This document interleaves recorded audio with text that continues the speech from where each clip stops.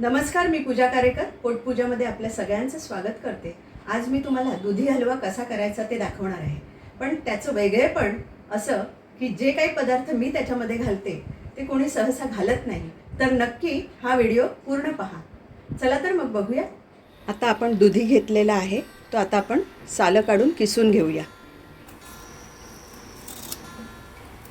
आता आपण दुधी किसून घेऊया। आता आपला हा दुधी किसून झालेला आहे। त्याला बाहेरची हवा लागली की तो लगेच काळा पडतो।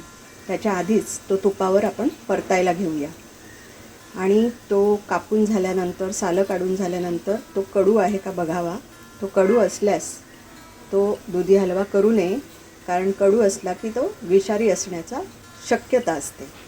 त्यामुळे दुधी तो कडू नाही आहे याची खात्री करून घ्यायची। याच्यामध्ये आपण अगदी थोडंसं तूप घालून घेतलेलं आहे, एक छोटे 2 चमचे। आता आपण हा दुधीचा किस त्याच्यामध्ये परतून घेऊया।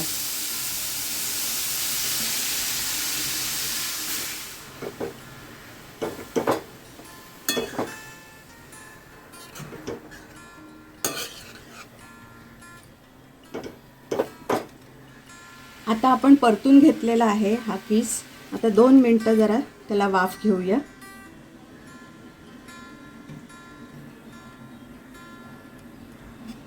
आता त्याला जरा परत एकदा परतून घेऊया।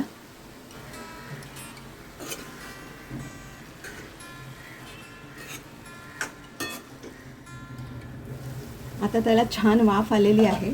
आपण आता त्याच्यामध्ये दूध घालून तो शिजवून घेऊया।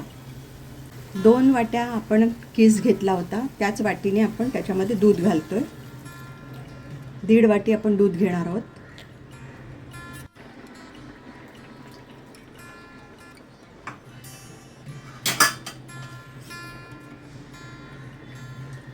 आता आपण हा दुधामध्ये शिजवून घेणार आहोत।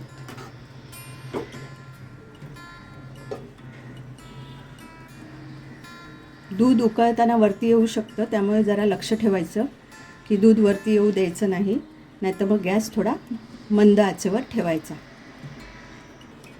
आता आपण याच्यामध्ये मिल्क पावडर घालणार आहोत।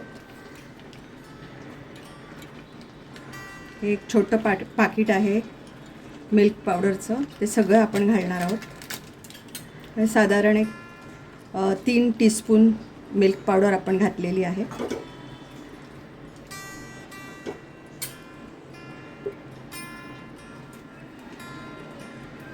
ही कोकोनट पावडर आहे।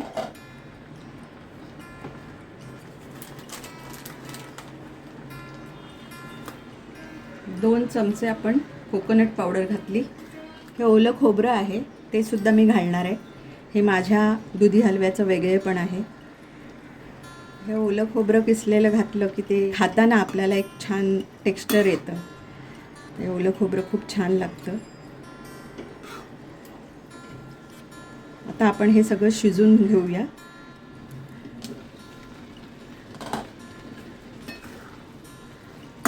आता हा दुधीचा किस शिजत आलेला आहे। आता आपण त्याच्यामध्ये साखर घालून घेऊया। असे 2 बाउल आपण किस घेतला होता, आता 1 पाऊण बाउल आपण त्याच्यामध्ये साखर घालतोय। थोडी थोडी साखर घालून आपण ढवळून घेऊया। परत उरलेली साखर घालूया आणि ढवळून घेऊया।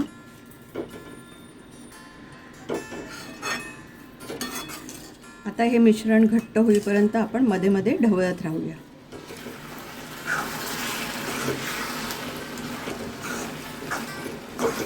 गॅस जरा वेळ मोठा केला होता। आता आपण मंद आचेवर हे मिश्रण घट्ट होईपर्यंत ढवळत राहायचं आहे। आता आपण अर्धा चमचा वेलची पावडर घेतलेली आहे।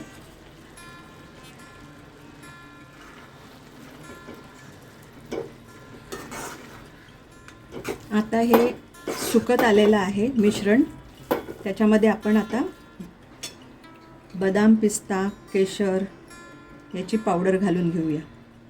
तुमच्या आवडीनुसार तुम्ही घालू शकता।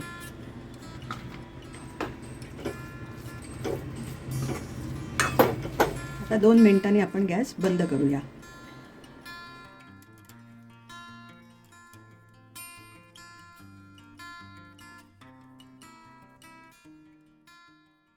तुम्हाला ही रेसिपी कशी वाटली हे नक्की कमेंटमध्ये कळवा. लाईक करा, शेअर करा आणि सबस्क्राईब करा. आणि हो, मस्त खाण्याची घ्यायची असेल मजा तर बघत राहा पोटपूजा.